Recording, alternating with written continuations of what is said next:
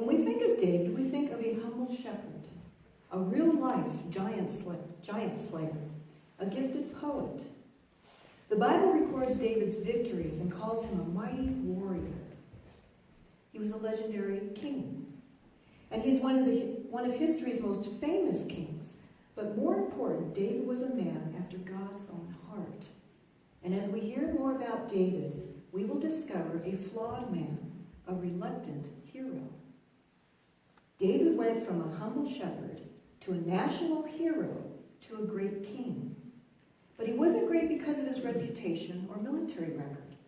He was great because of where he learned to place his hope. We are introduced to David in the book of 1 Samuel, and it is during a time of violence. David lived during ancient warfare, and this would be hard for us to understand today.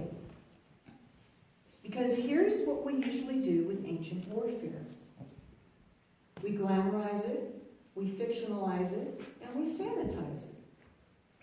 And Hollywood has helped a lot in doing this. The only way to experience what ancient warfare was like is to smell it and to fear it. And for those of you who have served in the military, you know what that means. Fortunately, many of us will never have to experience that kind of warfare. And since that time, the soldier has been better equipped to survive in warfare. They now have equipment and special weapons to protect them.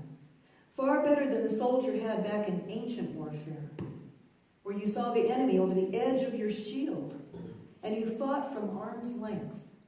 You actually looked into the eyes of your opponent. And if you were wounded, chances are you would soon die from an infection, because they didn't understand germs and disease back then. Most likely, you would either lose an arm, a leg, or simply die. And more often than not, you were left to fight off any wild animals on your own. We begin in a field with a boy and some sheep. Now, David was the son of Jesse. He was from Bethlehem in Judah, and he had 7 brothers, and David was the youngest. His 3 older brothers served in the king's army, and he looked after his father's sheep in Bethlehem. Now the Philistines gathered in forces for war and assembled at Socoh in Judah. Saul and the Israelites assembled and camped in the valley of Elah and drew up their battle line to meet the Philistines. The Philistines occupied one hill and the Israelites another, with the valley between them. Now the Philistines sent out only one man, their champion soldier Goliath. Goliath stood 9.5 feet tall. Now some people think giants are only in fairy tales, but there are people in real life that are very tall. In fact, in the 1900s, there was a young man named Robert Wadlow who was 8 feet 11.1 inches. Here he is with his family. Now imagine a soldier taller than Robert, wearing a bronze helmet on his head, along with a coat of heavy armor made of bronze, and he carried a javelin that was about 6 feet long, with a spear made of steel weighing about 15 pounds. For 40 days, Goliath came forward, and every morning and evening stood out in the valley mocking and threatening the Israelites. And for 40 days, the Israelites watched and did nothing because of Goliath. Goliath stood and shouted to the ranks of Israel, "Why do you come out? Why do you come out and line up for battle? Am I not a Philistine and you are not the servants of Saul? Choose a man and have him come down to me. If he is able to fight and kill me, we will become your subjects. But if I overcome him and kill him, you will become our subjects and serve us." Then the Philistines said, "This day I defy the armies of Israel. Give me a man and let us fight each other." On hearing the Philistines' words, Saul and all the Israelites were dismayed and terrified. Now the Israelite army waited for their king to do 2 things. First, as their king, they needed his guidance. And second, when Saul was chosen to be their king, there were 2 main features about him. He was handsome and he was very tall. So when a giant challenged the nation of Israel, you look for your tallest guy, right? And Saul was the man to face Goliath. So they waited for their king to do something. And days went by, and they continued to wait because they placed their hope in the king. And here's what's true of you, and here's what's true of me. We place our hope in what we depend on. And when the people we place our hope in disappoints us, oftentimes the measure of our hope becomes the measure of our anger. And the measure of our hope becomes the measure of our disappointment. This is why you and I have the potential to resent our parents more than anyone else. Because our hope was, or perhaps still is, in them. Wherever we place our hope, that is where our trust is. And that is who we depend on. And this was where the Israelites were at. They trusted their king to do something, but Saul did nothing. And as each day passes, his credibility slips away. And as each day passes, the army's hope slowly dies. Now the thing is, God never wanted Israel to have a king in the first place. God wanted Israel to look to him as their king. Because wherever you place your trust, that's where you place your hope. In fact, in the very beginning, about 400 years before all this takes place, God establishes Israel as a theocracy, government in which a deity is the supreme civil ruler. And God would be their king. And he put in place a nation of law. In other words, God would give the laws. And those laws would be administered by judges. This placed Israel above all nations of the world, because the model of the world was that every nation had its own king. Even the Israelites grew up under a king in Egypt, and their king enslaved them. But God delivered them from Egypt and brought them to the promised land. But after the Israelites settled in the promised land, they decided they wanted their own king. And they complained to the prophet Samuel. Samuel was the go-to person for the Israelites. Whenever they wanted something from God or complained to God, they went to Samuel the prophet. But as Samuel became old, he replaced himself with his sons, and this created a problem. When Samuel grew old, he appointed his sons as Israel's leaders. But his sons did not follow his ways. They turned aside after dishonest gain and accepted bribes and perverted justice. In other words, they were corrupt. So all the elders of Israel gathered together and came to Samuel at Ramah. They said to him, "You are old and your sons do not follow your ways. Now appoint a king to lead us, such as all the other nations have." But what they failed to realize was that God had established Israel for a very special purpose. And that purpose went way beyond Israel. Long ago, God made a promise to Abraham. And God told Abraham, "I will not only bless you and your descendants, but all of mankind." God had a plan for Israel, and he wanted Israel to be unlike any other nation. So much so that Israel would stand out. And other nations would look to Israel and ask, "Who is your God?" And they would want to know Israel's God. Now Samuel goes before the Lord with their request. And the Lord told him, "Listen to all the people. Listen to all that the people are saying to you. It is not you they have rejected, but they have rejected me as their king. As they have done from the day I brought them out of Egypt until this day, forsaking me and serving other gods, so they are doing to you." And now they've decided they want their own king. Now listen to them, but warn them earnestly, and let them know what the king who will reign over them will claim as his rights. Go and let the people know this isn't going to be as easy as they think. There will be consequences. If you have a king, the king is going to tax you. He will take a percentage of your crops. He will draft your sons and force your daughters to serve him. And he will take the best of the land. And even though Samuel explains this to them, in spite of all the warnings, the elders insist, "We want a king." And this sets the stage for the story of King David. David was Israel's second king, and many believe Israel's greatest king. And he wasn't the greatest king because he was perfect by any means, But there was something within David that was somewhat reluctant, confident, and humble. And unlike most kings, David loved the law. Most kings did not love the law, they loved to be the law.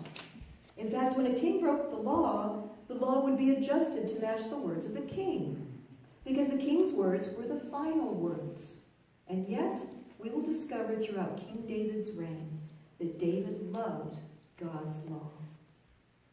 Oh, how I love your law. I meditate on it all day long. And even when the law condemned David, instead of changing the law, David allowed himself to be broken over God's law. Because David believed with all his heart that God had given his law to the nation of Israel. And that conviction, and this is important, that conviction provided David with extreme clarity as king. David was never confused about the identity of Israel's true king. Success often draws to ourselves. We've all experienced success in some way.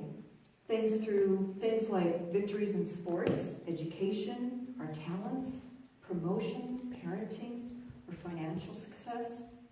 And through these achievements, we place our hope in ourselves because we place our hope in what we depend on. King David never made that mistake. And this brings us back to the beginning, to a boy in a field watching over some sheep. David was 15 years old, and while he's out tending sheep for his father, the army of Israel is miles away, waiting yet another day for King Saul to respond. Now David hears his father call him, and he goes to his father. And he gives him a care package to give to his brothers, not knowing the situation with the Philistines. David leaves, and as he gets closer to where his brothers are, he sees both armies gathered on two hills, but there's no fighting. Instead, the soldiers are standing around listening to someone shouting at them. And as David makes his way through the soldiers to find out what's going on, he sees Goliath down in the valley all by himself. And he hears the insults that Goliath is shouting. But instead of being dismayed or terrified, David is offended. Someone nearby talks about a reward to whoever fights Goliath. David asks the men standing near him, what did he say? What is the reward for killing this Philistine and taking away this shame from Israel? And through this question, we hear the clarity of the young boy David, a clarity which no one else has. And the soldiers look at David and respond, why do you ask? And what do you mean, what will be done? And what disgrace? Don't you see a 9.5-foot giant out there? The king won't even face him. And David responds, who is this Goliath anyway? He is only some foreigner, nothing but a Philistine. Why does he think he can speak against the army of the living God? Nobody asked that question. Nobody saw the situation that way. David was right. Goliath was outside of the covenant of God. He did not have God's protection. Goliath and the Philistine were trying to take the land God had promised to them. And soon, word reaches the king. Someone's volunteered. We have found someone willing to face Goliath. And the king sends for David right away. But when David walks into his tent, the king is very disappointed. This is a boy, not a soldier. You are not able to go out against the Philistine and fight him. You're only a young man, and he has been a warrior from his youth. But David responds, I know I'm just a shepherd boy. And I understand I have no military experience. But one day, while I was watching over my father's sheep, a lion came and took one of the sheep. And instead of letting that one sheep go, instead of telling my father, we lost one today, I wasn't going to let that lion take that one sheep. And I went after the lion, and I rescued the sheep and killed the lion. And another time, a bear came and took a sheep, and I did the same thing again. I killed both a lion and a bear like that. And I will kill that foreigner, Goliath, just like them. Goliath has defied the armies of the living God. And the Lord will rescue me, not because I'm a soldier, not because I have any military experience. The Lord will rescue me from the paw of the lion and the paw of the bear, will rescue me from the hand of this Philistine. There was no confusion from David. He had extreme clarity. An enemy of God's people is an enemy of God. Goliath was defying God. And in the 40 years David would reign as king, he would have this clarity because David depended on God. And this was the attitude that God desired for the whole nation of Israel. They just wouldn't stay there. But they found it in David. He had the attitude. David was given the king's armor to wear against Goliath. And this would have been a great honor to wear. David put it on, strapped on the sword over it, and took a step or two to see what it was like, for he had never worn such things before. Now, to give you an example of what David was given to wear, it probably looks something like this. And those are gold leggings on either side of the mask. Now, David, who was not a soldier, but a young shepherd who had never worn armor before, and he knew that it would make him impossible to fight the way he fights. He said this, "I can't go in these," he protested to Saul. "I'm not used to them." So David took them off again. And instead of making the boy wear his armor, Saul said to David, "Go, and may the Lord be with you." David made his way out to the valley where Goliath was. Then he took his staff in his hand, chose 5 smooth stones from the stream, and put them in the pouch of his shepherd's bag. And with his sling in his hand, approached the Philistine. And as David made his way down the valley of Elah, we can only imagine what the soldiers on both sides were thinking. 2 armies who had been listening to Goliath for 40 days. Now they watch a boy walk out to the valley with no armor, no weapon to face the giant. And all at once, a roar of laughter just fills the valley floor.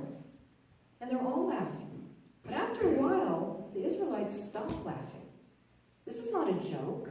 This is really happening. Our king has allowed a shepherd boy to fight for us. And if we lose, we will become the servants of the Philistines. And as Goliath is shouting out his daily threats, he notices that someone is walking towards him. And the closer he gets, Goliath realizes he is nothing more than a boy. And he said to David, "Am I a dog that you come at me with sticks?" And the Philistine cursed David by his gods. "Come here," he said, "and I'll give your flesh to the birds and the wild animals." But David shouts back at Goliath, "You come to me with sword, spear, and javelin, but I come to you in the name of the Lord of heaven's armies, the God of the armies of Israel, whom you have defiled. Today the Lord will conquer you, and I will kill you and cut off your head. And then I will give your dead soldiers to the birds and wild animals, and the whole world will know that there is a God in Israel." And everyone assembled here will know that the Lord rescues his people, but not with sword and spear. This is the Lord's battle, and he will give you to us. And David throws his stone at Goliath, and Goliath falls to the ground and dies. And when the Philistines see Goliath fall, they run. David simply did what King Saul failed to do. He saw something the king did not see, because those who hope in the Lord see clearly, act confidently, and walk humbly. David recognized, and here's the key, he recognized that he could not control the outcome because there were too many variables outside of his control. Goliath had the upper hand, but David trusted the one he depended on. In you, Lord my God, I put my trust. Let's say all that together. In you, Lord my God, I put my trust.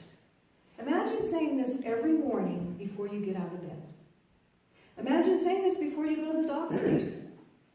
Or saying this when everything's going great in your life. Whispering under your breath, just as David whispered under his breath 1,000 times. In you, Lord my God, I put my trust. David had the attitude God desired for all of Israel. God wants you and I to have this attitude too. And we can. Everyone here is or will face a Goliath in their life. And those giants will reveal who or what you place your hope in. And if you put your hope in you, all you'll have left is despair. When you face a Goliath, place your hope in God. Because we have no control over our outcomes. Only God does. David did, and you can too.